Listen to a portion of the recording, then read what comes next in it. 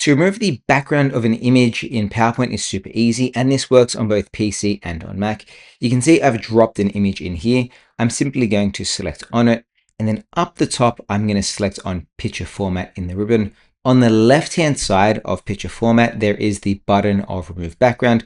I'm going to select on this guy here.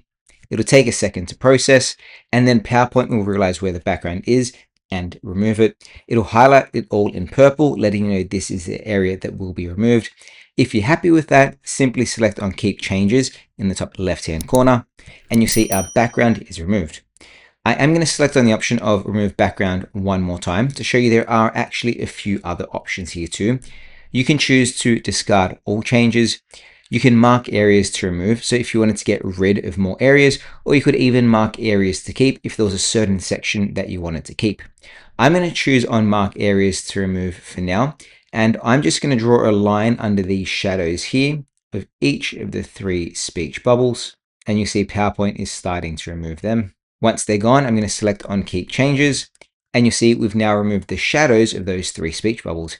If we wanted to undo that, we can select on Remove Background, and then this time choose on Mark Areas to Keep, and draw over the areas that you want to bring back. And it's that easy to remove the background of an image in PowerPoint on both PC and on Mac. Of course, if you like this video, let me know by giving it a thumbs up. And if you want to supercharge raise your computer, hit that subscribe button as well. Thanks for watching. I'll see you next time. Bye.